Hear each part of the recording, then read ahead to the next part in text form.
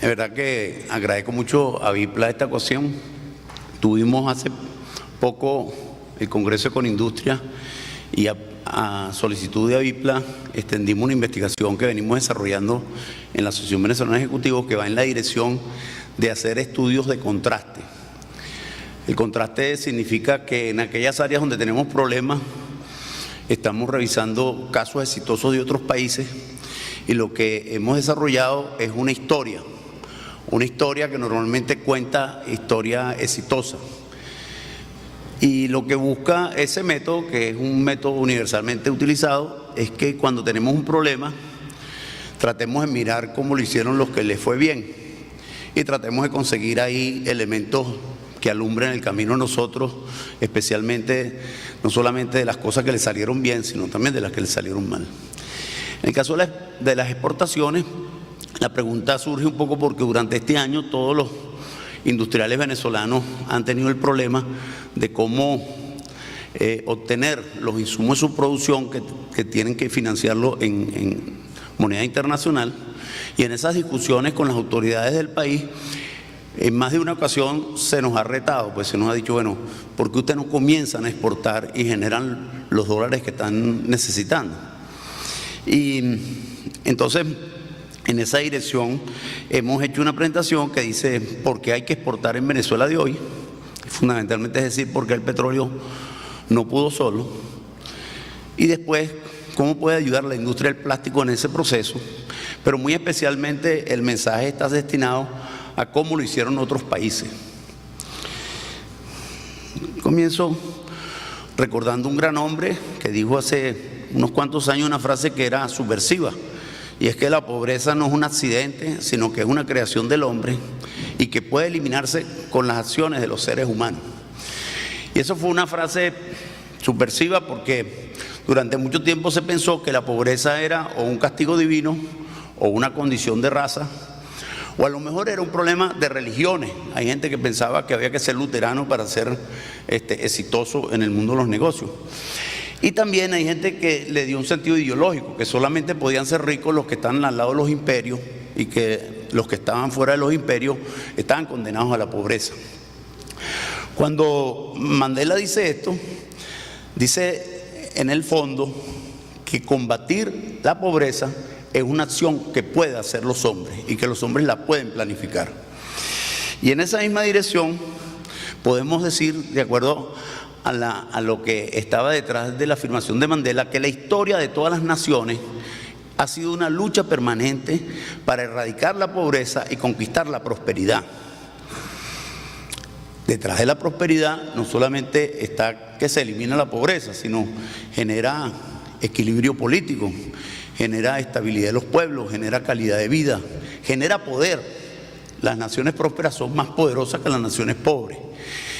Y en ese proceso histórico que es en ganar la pobreza, hay naciones que lo logran. Y cuando digo que lo logran, vamos a hablar hoy de unas naciones que en menos de una generación han logrado pasar del tercer mundo, inclusive algunas estaban cerca del cuarto, al primer mundo. Y vamos a tratar de aprender algunas cosas de ello. Bueno, aquí solamente para que sepamos en la desigualdad en el mundo entre los países muy grandes, los países más pobres del mundo están allá presentes: el Congo, Burundi, Guinea-Bissau, Eritrea. Son países que tienen ingresos per cápita del orden de $120 al año. Estos países no solamente tienen un bajo nivel de ingresos, sino que son países en que la esperanza de vida son 30 años. Eso quiere decir que las personas se mueren en esos países por enfermedades o por distintos tipos de problemas casi a unas edades prácticamente de gente muy joven. Y en el mundo existen unas desigualdades. Esos países son tan pobres que 4 veces más ricos que ellos son países como Haití, que nosotros consideramos lo más pobre que puede haber. Bueno, estos países que nombré primero son más. Y así podríamos seguir en categorías de 4 en 4 por ingreso per cápita, hasta llegar a los países más ricos del mundo, en los cuales Norteamérica, que por cierto, los Estados Unidos de Norteamérica no es el país más rico, pero ellos tienen un ingreso per cápita 387 veces más que el país más pobre. Luego lo que debemos decir que este problema que vamos a hablar hoy es central, porque efectivamente hay países que son tan pobres, que la vida de su gente tiene problemas. No solamente tienen problemas los pobres, sino que son países que no son estables políticamente, que es difícil producir, que es difícil integrarse en la comunidad y que requieren permanente ayuda humanitaria que no resuelve nada. Al final el problema es cómo salir de la pobreza. Y me toca presentarles a un señor muy importante, aun cuando es muy poco conocido porque es un médico sueco, que se llama Hans Rosling, que ha hecho una cosa maravillosa. Rosling ha podido expresar la historia de los países luchando por la pobreza o conquistando la prosperidad en una forma gráfica. Y de hecho tiene un video que les aconsejo lo busquen en las redes, está en YouTube, está, que se llama 200 países, 200 años en 4 minutos. ¿Por qué es interesante esta presentación? Porque Rosling enseña que el camino de los países es diverso y que hay países que lo están haciendo bien sin que nos demos cuenta. Y precisamente viendo la presentación de Rosling es como nosotros nos pusimos a dedicarnos a mirar qué pasa con algunos países que siendo muy pobres, en un momento dado dejan de ser pobres y pasan a ser bastante ricos. Vamos a ver cuáles son. Bueno, aquí está el mapa de Rosling, que además está en un portal que ustedes pueden acceder, en donde toda la información que está es oficial de las Naciones Unidas y por lo tanto la podemos revisar y pueden revisar la ruta de cualquiera de los países. La de Venezuela, por ejemplo, que nos interesa mucho todo, la podemos revisar allí. Pero solamente decirle algo, a mí me impresionó mucho porque ahí empecé a entender que los países más ricos que nosotros viven más que nosotros, y entonces me dio mucha envidia. La esperanza de vida de los venezolanos es 72 años, en Singapur son 84, eso es mucho. Pero no es solamente en esperanza de vida, es en mortalidad infantil, en mortalidad materna. Es decir, el tema de que la riqueza y la prosperidad económica impactan en la calidad más profunda de la vida de la gente es un tema importante añadir. Y vamos a hablar de Venezuela un poquito, solamente para contar que en Venezuela vamos a estudiar qué pasó en Venezuela desde los años 20 hasta el presente. Y realmente voy a hablar de 3 grandes periodos. Un periodo que llamamos del 20 al 70, que lo hemos denominado la construcción de la riqueza. Un periodo que estamos llamando ¿qué nos pasó? Y que yo no voy a hablar mucho de eso, porque yo soy ingeniero civil, además no sé nada de eso. Y un tercer periodo que es en busca de la prosperidad, que me gusta más. Vamos a hablar del 20 al 70, que es un periodo que hablamos poco, realmente de los periodos estelares del desarrollo nacional y de la civilidad venezolana, y es donde se construye una buena parte del país que hoy queremos. El desarrollo económico, social de Venezuela entre los años 20 y 70 fue récord mundial, fue reconocido como uno de los países más extraordinarios en el crecimiento, porque pasó de ser uno de los países más pobres de América Latina, que ya era bastante decir, para convertirse en una de las economías y de las sociedades más ricas del mundo. ¿Qué tanto más rica? Entre las 20 economías más ricas del mundo. Un país de 10 millones de habitantes con ingreso per cápita superior a lo de muchos países europeos. Voy a tratar de leerlo. Un país rural, pobre y atrasado se convierte en uno de los más ricos del mundo. La esperanza de vida de los venezolanos pasa de 32 años a 65. Erradica la malaria y otras terribles enfermedades tropicales antes que muchos países del mundo. Construye infraestructura civil, educativa y sanitaria importante. Abre las puertas a decenas de miles de europeos inmigrantes que venían para acá, no a hacer turismo, sino a trabajar y a reconstruir su vida, y lo pudieron hacer. En 1970, Venezuela está entre las 20 economías más ricas y su producto per cápita es superior al de España, Grecia e Israel. Solo inferior al 13% al del Reino Unido. Si el producto per cápita venezolano creció allá. Venezuela en ese momento es el mayor exportador mundial de petróleo y la producción petrolera física per cápita es 4 veces superior a la actual. Si nosotros en este momento produjéramos petróleo al mismo nivel de productividad que en los años 70, estaríamos produciendo En vez de producir 2,5 millones de barriles, produciríamos 10 millones de barriles. Bueno, de ese país del año 70 viene el cuento de las maestras venezolanas que nos explican cuando estamos chiquitos que este es un país muy rico. Y ese amarillo de mi maestra no era tan bonita, pero prefiero recordarla igual. El amarillo nos dijeron a nosotros que era la riqueza del país. Claro, es un país entre los 20 países más ricos del mundo, además rodeado de países muy pobres. Lo que pasa es que las maestras se equivocaron en algo. No dijeron que el amarillo era por el oro que teníamos y por el petróleo que estaba debajo de los pies. Ahí fue donde las maestras se equivocaron y nosotros también, porque eso nos causó a nosotros una deformación cultural durante mucho tiempo, porque ellas no nos dijeron que esa riqueza no venía del petróleo, venía del petróleo que sacábamos de la tierra, que podíamos ponerlo a producir y los podíamos exportar fuera de Venezuela. Y que los países eran grandes, no por lo que está debajo de los pies, sino por lo que podemos hacer con las manos y con nuestro cerebro. Estamos corrigiendo un poquito eso ahorita. Pero vamos a ver qué pasó. Yo traté de no poner números per cápita porque no los entiendo, pero entonces los comparé, ¿no? Entonces, en el 70 nosotros éramos un país 4 veces más rico. El producto per cápita está establecido con precios en dólares del 2005. 3 veces más ricos que Corea. Una vez que Irlanda, cuando usted dice Irlanda era parecido a nosotros. Una vez que Singapur, que era una islita ahí con muchos problemas. Éramos 30% más ricos que México, 2,4 veces más ricos que Chile y 2,3 veces que Costa Rica. Yo no sé qué pasó en medio, pero aquí está Malasia y de ser, ahora es 80, nosotros estamos por debajo de Malasia, ¿sí? Hay que multiplicar el per cápita de Malasia por 0,80 para tener el per cápita nuestro. Nosotros ahora somos 4 veces más pobres que Corea, 4 veces, no una vez ni 2, 4. Somos 6 veces más pobres que Irlanda. O mejor dicho, nosotros somos más pobres que Irlanda. Irlanda es más rica que nosotros. 6 veces más rico la gente de Singapur, que no tenía por qué ser rico, porque ni eran luteranos, ni eran catires de ojos azules, nada de eso.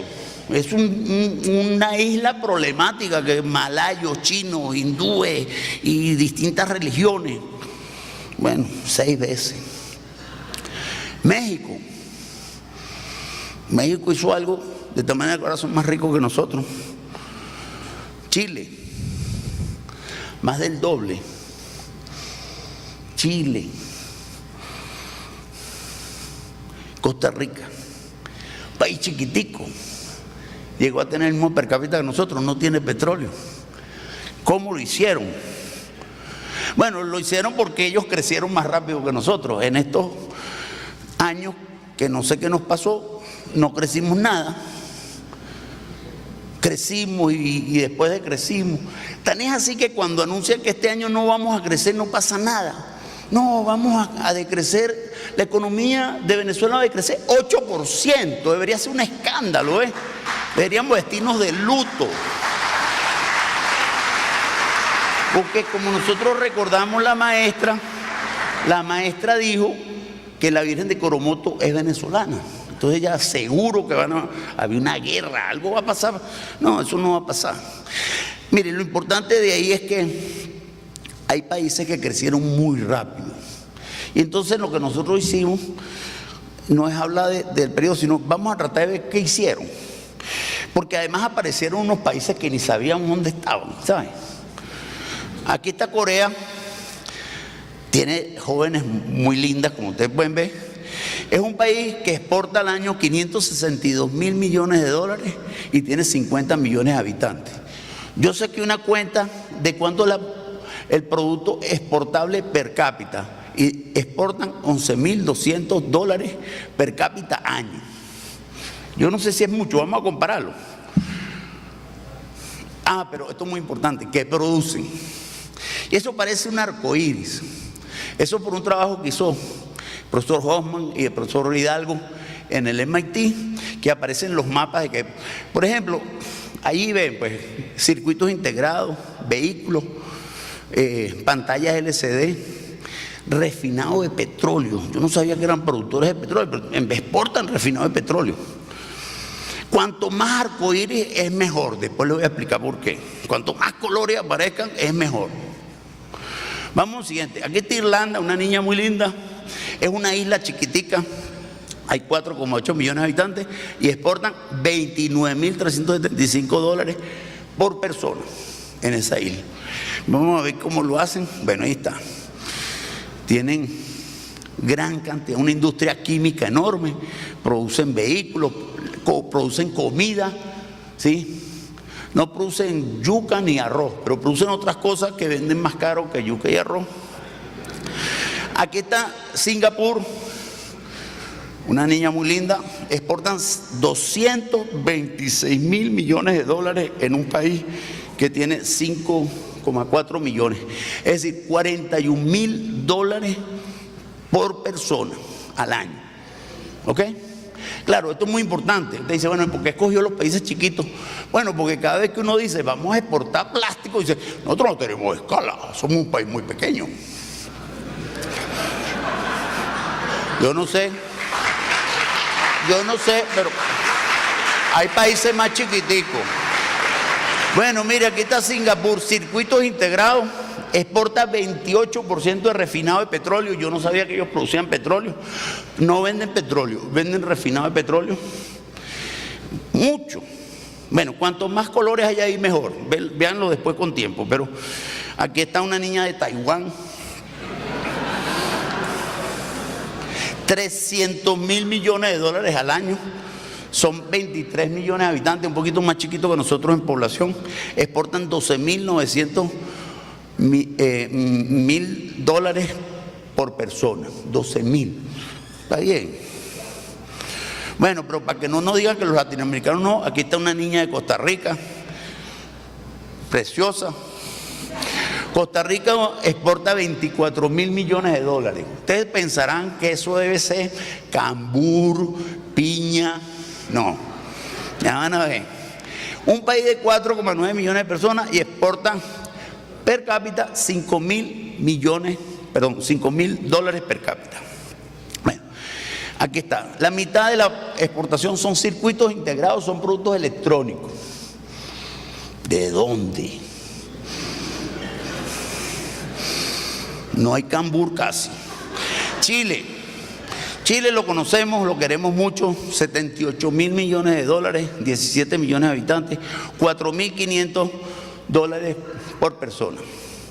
¿Qué exportan? Mucho cobre, pero cobre refinado, mineral de cobre también, uvas, vino, los vinos son buenísimos. Venezuela, este país lo conocen ustedes. Nosotros pensamos que somos ricos porque exportamos $39.000 millones al año, que es fundamentalmente la producción petrolera, y esos son $1.292 per cápita. Nosotros se nos olvidó exportar y el petróleo solo no puede, pero lo peor no es el número, lo peor es que exportamos. Esto no es un invento mío. Eso es lo que exportamos. Nunca fuimos buenos exportadores de más nada, pero en los últimos años dejamos de exportar todo. Esos huequitos ahí son pequeñas empresas funcionando. Para poder explicar la parte buena, esta parte solamente para decir, lo que nos está pasando es muy complicado porque si usted no diversifica la producción y produce muchas otras cosas, va a tener dificultades en el futuro. Este problema no es tanto del año 2014, es un problema para el año 2020. Si usted tiene ese mapa de producción, no puede producir muchas más cosas. Bueno, hay una cosa para que lo comparen. Para poder analizar esto, estudiamos mucho cómo es la arquitectura de la producción industrial. Y de verdad que les recomiendo la mejor radiografía de lo que es la producción industrial que yo conozco, está aquí en esta publicación, que es que es gratuita, que se llama La complejidad económica y que fue desarrollado por los profesores Hauman y Hidalgo de Harvard y del MIT. Y bueno, esto es muy sencillito, pero es muy importante. Los países pobres son pobres porque exportan productos simples y baratos. Los países ricos exportan productos complejos y costosos. ¿Y de dónde llegaron? No, eso no fue que en una noche de claridad ideológica, porque no es tan complicado. Eso viene después de una investigación en la que se mapeó todas las industrias del mundo, que producen 400 productos distintos y generan este mapa. Y efectivamente en ese mapa están desde los productos simples como el cacao, el maíz blanco y el arroz, hasta los productos que todos quisiéramos exportar, que es por ejemplo el 787, que es una maravilla. Si usted podría producir productos como el 787, no sería nunca pobre, porque por tonelada es un producto sofisticado, muy costoso. Solamente para recordarles que eso lo fabrican entre 15 países distintos y más de 45 consorcios industriales.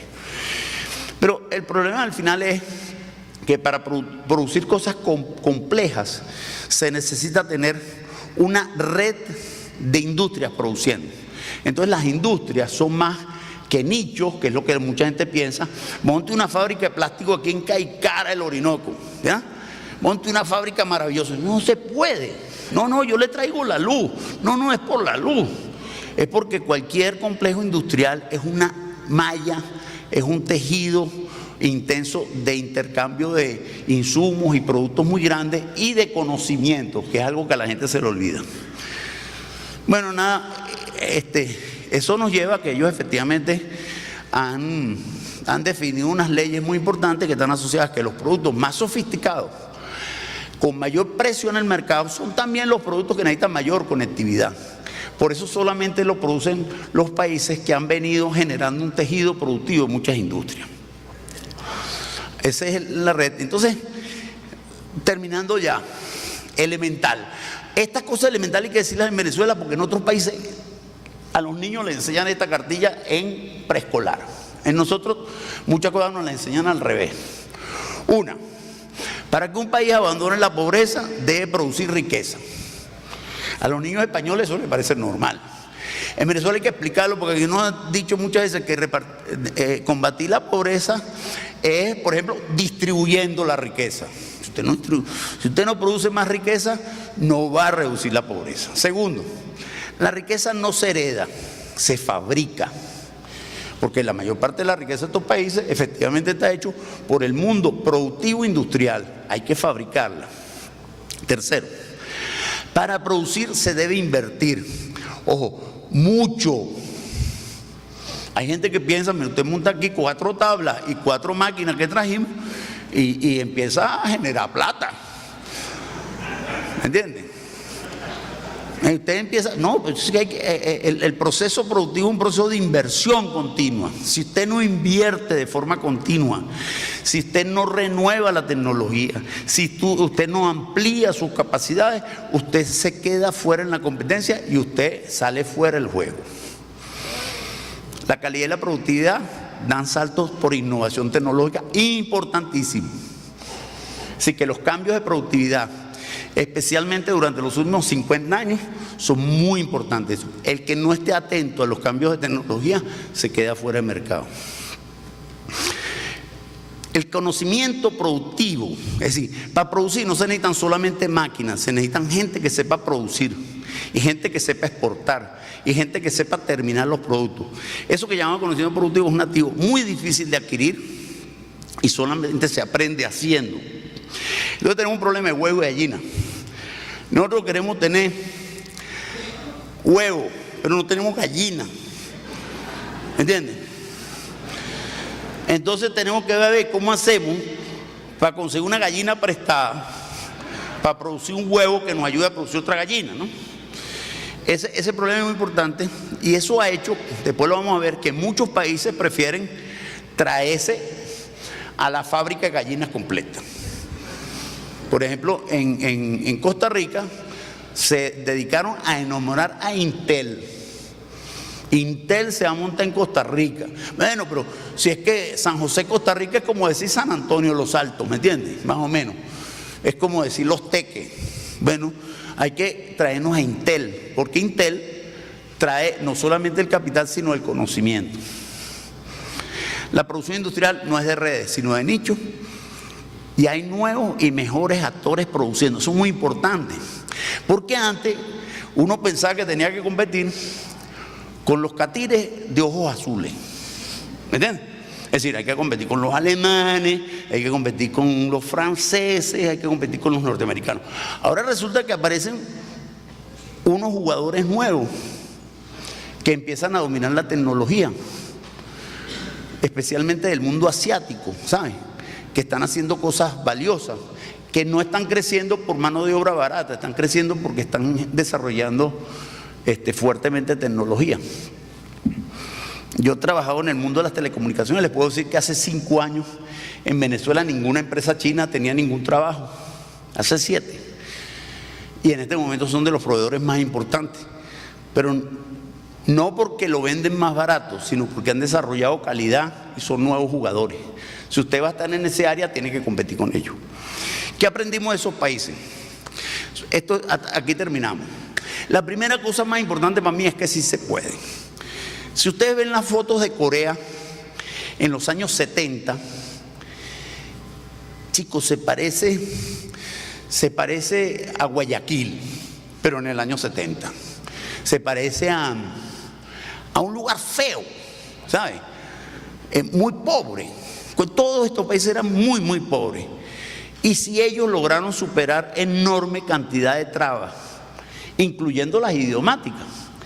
Porque si ustedes han visto cómo escriben los coreanos, entenderán que para poder los niños coreanos entender libros en inglés es un problema, ¿no? Tuvieron que aprender. Bueno, sí se puede. Países pequeños han logrado ser muy poderosos, muy ricos. La primera cosa importante es que este es un proceso de compromiso estratégico del Estado y la industria, pero muy cerrado.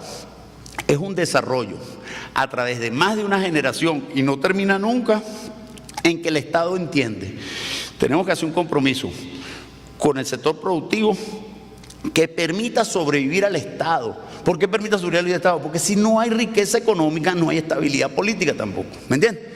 Entonces ese compromiso lo entendieron, para que entendamos eso. En el caso de todos los países que yo revisé, el proceso se impulsa como la primera actividad del presidente de la República o del primer ministro correspondiente. Lo más importante, es un problema de sobrevivencia. Y efectivamente cuando vemos el salto que dieron, fue un problema de supervivencia. Segundo, es un proceso progresivo. No se hace en 2 días. Tarda más de una generación. Todo lo que ellos hicieron tardó más. Pero en una generación el salto es enorme. Es un proyecto nacional indispensable atraer inversión privada internacional. Bueno, entonces hay un proceso de seducción, porque las inversiones internacionales no van para donde uno quiere, sino para donde quien los convenza. Hay un proceso de seducción y de atracción de la inversión internacional, porque para poder hacer esos saltos productivos hubo una enorme inversión.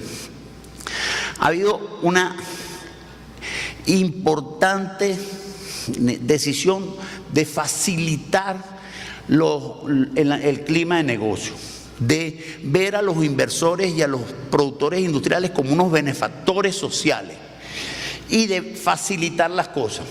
Si usted quiere montar un negocio en cualquiera de esos países, antes de 48 horas usted establece la industria y tiene posibilidad de funcionar. Ustedes saben cuánto nos demoramos en Venezuela, un poquito más, ¿no?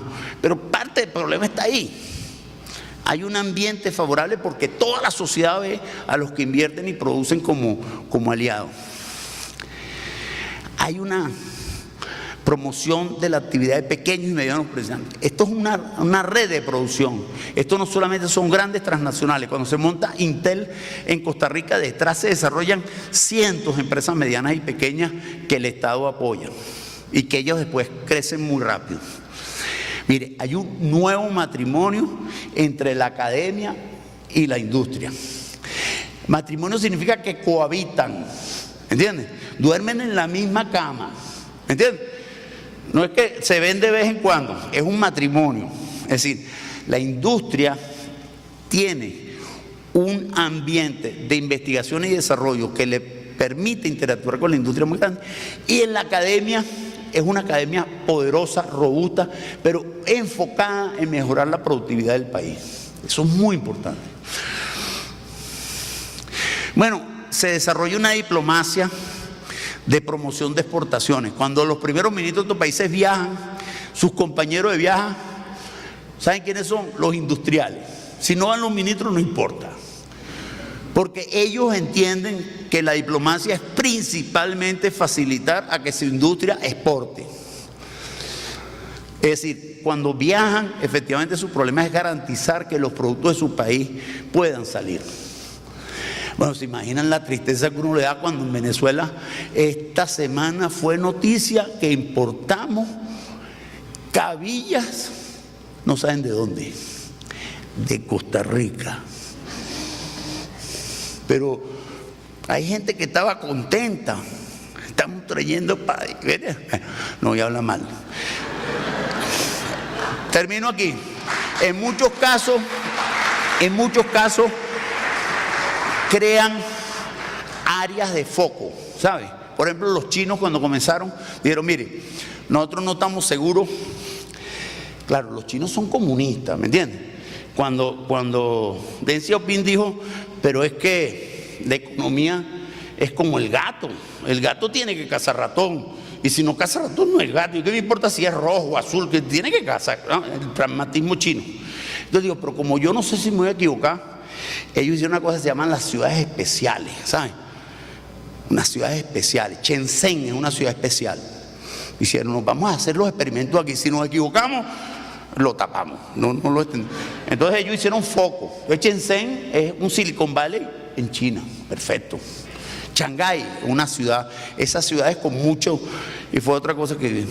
Pues nada, muy agradecido, y yo creo que hay muchas cosas más que decir, pero ahí hay lecciones muy interesantes que si las tomamos en cuenta, efectivamente, uno puede tener mejor idea del tamaño del esfuerzo y de la dificultad de hacer el esfuerzo de ser exportador, pero en Venezuela no es una opción secundaria, es una opción de supervivencia para que nuestro país salga de los problemas que tiene. Gracias.